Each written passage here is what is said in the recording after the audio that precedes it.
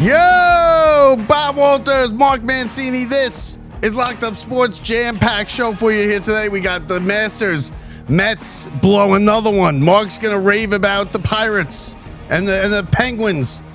A lot going on, and we're going to talk about this Diana Rossini, Mike Vrabel thing. It's a little crazy. It's a little out of hand.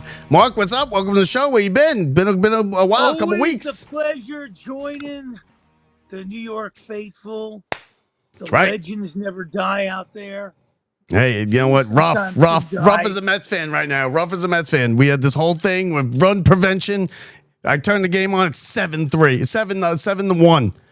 Kodai Senga stinks. The bullpen, then they come all the way back to make it 7-6, and then Weaver, bam, 3-run homer, and they lose again. They've now lost 4 out of 5 on the homestand. They got to salvage one tomorrow. It's spiraling now. It's spiraling out of control. You know, I always say this, and I grew up with it. Baseball consists of 90% pitching, 10% hitting, and if anybody tells you anything other than that, they really don't know the game. And if you don't have pitching or adequate pitching to a certain extent, you're not going nowhere. And I think the Mets are realizing after Peralta, you guys are really drawing straws. Well, McLean is excellent as well. He's going to be the ace of the staff. But you're right. It's that Senga's no good. Holmes has been okay, but he wasn't great last night. And they don't score. They don't hit. They don't score. Then Soto's out. Soto's hurt. And now, Benj, this kid Benj, who we've heard is great, and he's this, that. He had 4 hits going into last night. I mean, you can't do that. You can't have holes in your lineup. It's an automatic out there. No Soto. Lindor, as he does every single year, isn't hitting. So you can't win like that if you don't score runs. Well, you gave up a couple guys that I thought you should have kept. Forget Edwin Diaz. He was offered the same money the Dodgers gave him, and he took the Dodger thing, figuring he can win a World Series out here. But the guys he gave up, that I scratched my head and I go, I wonder why these guys are being let go. And I know you and I have talked about one of them, Pete Alonso, but the second guy was Jeff McNeil.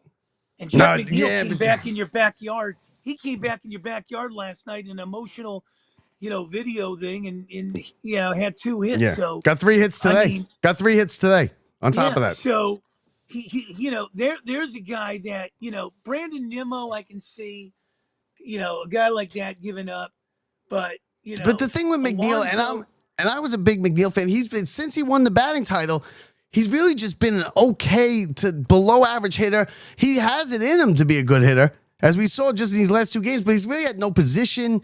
They were kind of moving him around because then, I don't know. I mean, I think the big problem here is big cities.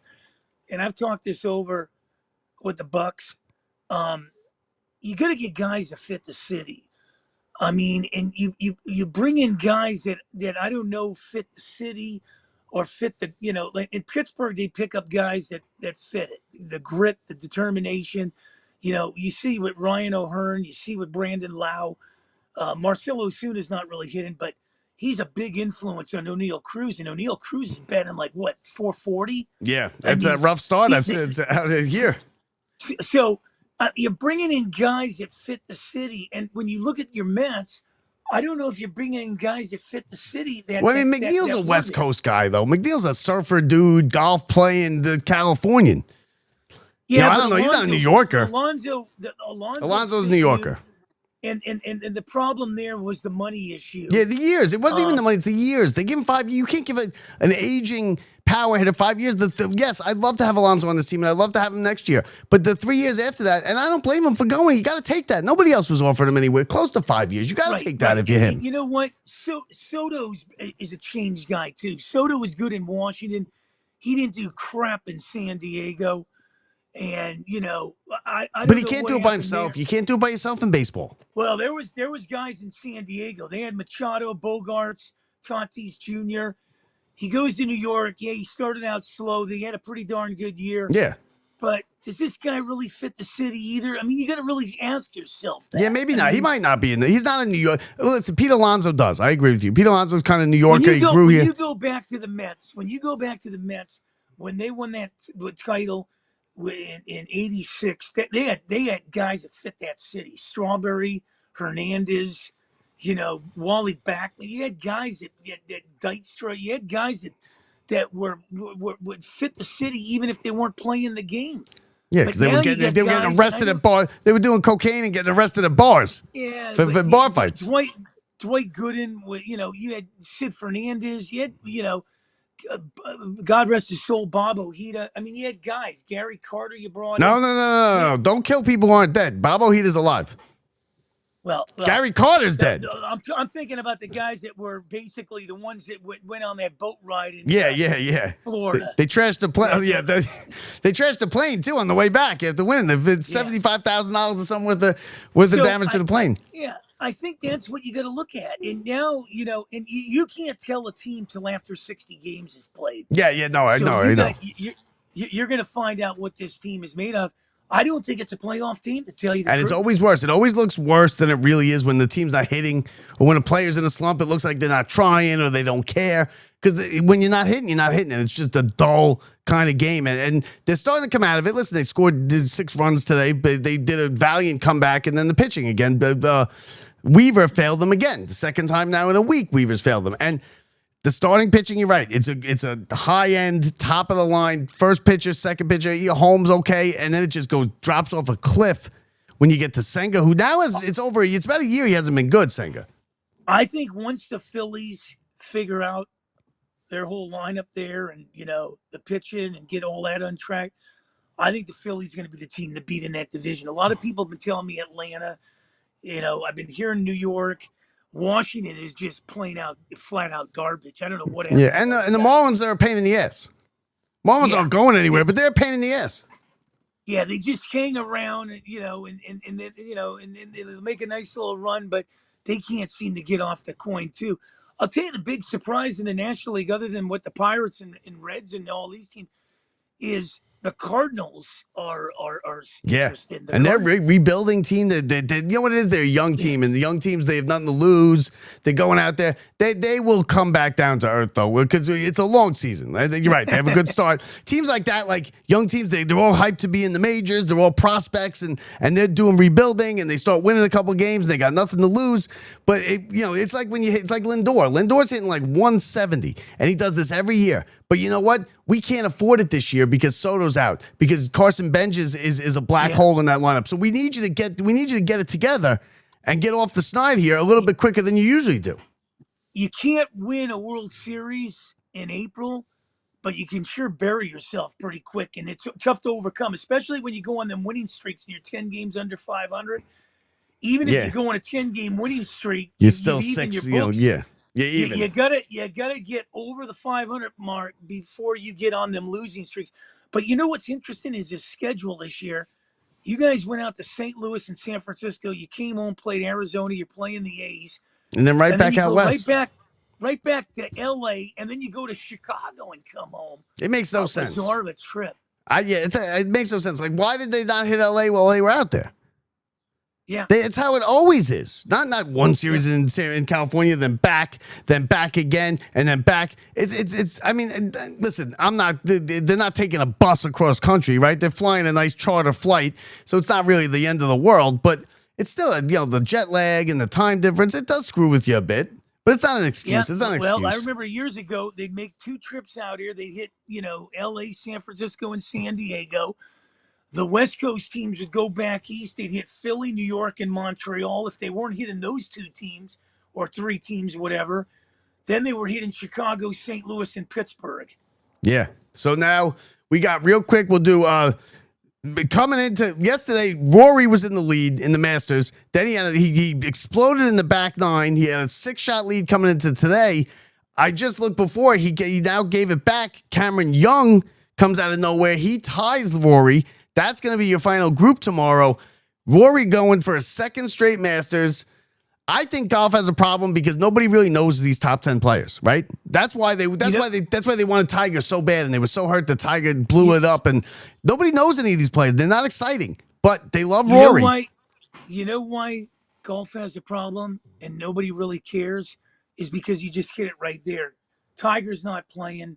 Tiger's a straw that stirs the drink. Yeah, but he Nobody can't be cares the about star, the Masters. straw anymore. He's 40, 50-something years old. He stinks. He hasn't made a cut in 2 years. I totally understand what you're saying, but what I'm saying is, when you take a legend out of these type of tournaments, the sport goes off the hill.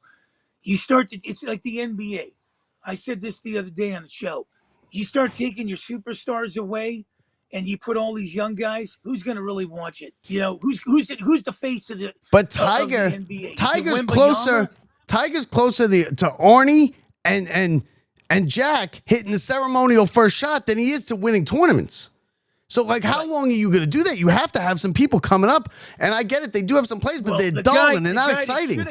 Yeah, the guy that should have came up, but he doesn't understand it because he's always bitching about, Tiger Woods starting out early was Phil Mickelson. Yeah, but he's the same type. Phil Mickelson's an old man, too. He should have been the guy that, but they don't have nobody, Bob. That's the problem. No, Rory. They have Rory, but Rory's going to get old quick, too. And Rory's, and then with the split of the leagues and going playing overseas and everything, golf has an issue because they do, and I like the Masters. I will sit down. I watch Sunday at the Masters, and I don't know. I don't know. It's kind of like boxing. When Tyson took that off the cliff, golf could be going off the cliff. Yeah, like horse racing, really boxing went off the cliff. Yeah, Tyson brought it back. Because it was gone, and then Tyson brought it back, and then it was gone again. Nobody cares about boxing anymore. Yeah. It's all it went off a slippery slope. Horse racing, golf. Look at the WNBA. The WNBA is going to pass the NBA. Yeah, the NBA's got issues because the NBA's got to do something about this regular season. It's basically meaningless. Teams are throwing games away. You could have a 30-point lead in the third quarter, and then the team makes a run and comes back, and it's not exciting. You know what? You really want to know what's saving the NBA? Foreign viewers is what's saving the NBA. They've branched out to France and China and all these places, and that's what saved the NBA. And they got a lot of European players though too. Yeah, you tell me in the States who's sitting there watching a game between Indiana and Orlando? Who's watching a game between anybody? The Knicks and the Lakers, even in the middle of February. Who's watching? Who cares? I'm wearing a Buck shirt now. But your Bucks stink. Your Bucks stink too. And who cares? They need. You know what they need to do, and they'll never do it. They need to shorten the season, and they'll never do it. No, because taking money out of their pockets, they'll never do it. That's what they need to do. These games don't matter. You know who's going to be in the playoffs. You're bringing a basketball team into a city where they didn't really care about basketball anyhow, and it's going to cost you $7 billion. Is the Seattle Supersonics? I mean. Look at Seattle in general. The proximity of Seattle to Portland's an hour and a half, maybe driving. Portland was a hell of a basketball team when they had Drexler, City, Walton, and all those guys, and Clyde Drexler those years too. Nobody cares. And then if you go north of Seattle and you look at where Vancouver had a team, did anybody care about the Vancouver Grizzlies? Yeah. No, they didn't. They didn't. You're right. They didn't. I forgot about the Vancouver Grizzlies. When you said Vancouver, I was like, "What's he talking about?" But you're right. Yeah, you're right. The NBA's got an issue though, and these sports think they're invincible. Baseball's the same way. Baseball's gonna really take a hit if they miss their season next year, and it looks like they might. That's gonna they forget. The City Connect. Hey, what about now? It's almost like a money purge across the thing. We got City Connect things and everything. We grew up with one hat, maybe a hat on the home and a hat on the road. Now they've got all these military things, this thing, that thing, uniforms. Yeah, it's just money grabs. They're trying to, and the only thing I can think of is they've made these stadiums where you don't need cash, just plastic, because plastic you really don't have to think about. No, you can't have cash. Citi Field, you can't pay. You can't. It's cashless. If you have is cash, they have machines that will turn it into a card for you. But it's just a money grab. It's easy. But see here with plastic, it's easier to say, okay, I'll buy that $200. Yes, it is because you don't feel it. Than it is if you had cash in your pocket. You go, But they all do it. Look, the NFL has the color rush. The NHL has the third jerseys for years now. Now it's the City Connect. They all do it because it's like you already have the Pirates jersey. Why don't you buy this new Pirates jersey now? It's a money grab. And don't listen. We all buy our stuff from China anyway. I don't know many people that go to a stadium and sit there and buy a jersey at 300. When the Mets were down a couple years ago, when the Mets were getting killed in the playoffs, I was pissed off and I wandered into the team store and I literally was looking, and they were selling sweatshirts, like wild card series sweatshirts, $85, $90. Who's buying a $90 sweatshirt? The team's down 7-0. You know, I got Verlander shit in the bed. Well, here's the thing. How many things can you have of a team before it becomes enough is enough? It's never enough is enough. Because if you like my wife likes the City Connect jerseys, right? They like them. That's what they go for. Me and you, we're not buying another jersey. We got our jerseys. We like the vintage ones, this and that. But my wife, I like the purple. She doesn't care. It's an $85, $90 jersey. And of course, I'm at the game. I'm buying it with her. She asked me before I buy it. You know, and then or the kids. Go eat kids. What it's going to come down to, Bob, is people are going to realize maybe it's cheaper to buy a jersey than it is to go to a game, because how many games are memorable to the point where you can go to a sports bar with the same jersey each and every week, but if you go to the game each and every time they're in town, it's going to cost you more than it would be if you just had a jersey and went to the sports Well, I mean, bar. I was talking to you before the show. I got $350 front row to the Mets. And if anybody wants my secret, just email me. I'll tell you the secret. $350 standing room, front row seats. And I'm going to show Mark the pictures. But hey, you know what? It is what it is. Hey, your Pirates are off to a good start. Your Penguins are going to be playing in the playoffs. Looks like maybe the Flyers. How about the Rangers? Rangers garbage. I didn't even watch many of Ranger games. My buddy emailed me the other day, texted me the other day. He goes, "How come you haven't done any NHL on the show?" I go, "Because the Rangers are terrible, and the Islanders were a fun team for a while. Now they're falling off the cliff a little bit. I love the NHL playoffs, and I will do the NHL playoffs. I love it." Let me ask you something. How come the Rangers? This is how you get your fan base to know that you care about them.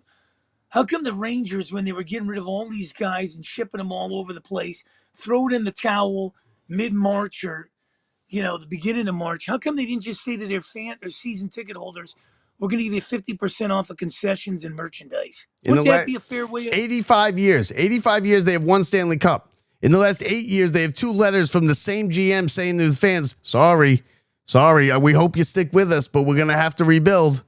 1 cup, 85 years. 2 letters in the last 8 years, and it's a disaster, and it's still going to cost you a fortune. I've been watching hockey 6 decades, and I can name you a handful of Rangers, but other than that team that went in and beat Vancouver when Messier made the proclamation, this Ranger team has been abysmal. And maybe the second thing was when the Kings took you out, but other than that, what have they done? Yeah, but they were even that King series. They were non-competitive in that series. That was a 5-game series. It was over.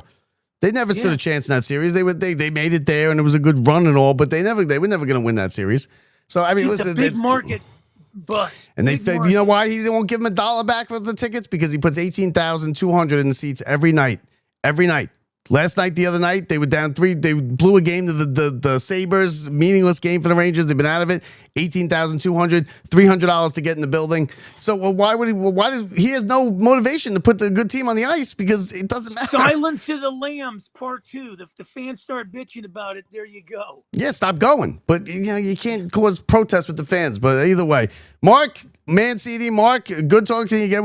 We're gonna shift this around the weeks a little bit. We're gonna go off of Saturday, and we're gonna kind of move it. It's gonna be a living thing that moves from day to day around our work schedule. Saturday night special. Saturday night special. I gotta say hi to your boys next week. I'll be at the Mets Dodgers. That should be. Oh, will you? All right. Listen, you can. I'll give you a couple questions. You going to the Mets Dodgers game? Which one you going to? The first, the. I think it's the Tuesday one. Okay. Yeah, they're all night games. How's that stadium? Is that stadium nice? It's a nice stadium, iconic. But you know what? I will tell you this. The first thing I might ask him is, I'm from Pittsburgh, and I can't figure out where New York is. I thought the East Coast stopped after Pittsburgh. No, you need new jokes, Mark. You need new jokes. You came with that the first time I met you. All right, Mark Mancini, everybody. Thanks for watching. Thanks for listening. Brother. See you next time, everybody. I'm Bob Walters. He's Mark Mancini. See ya.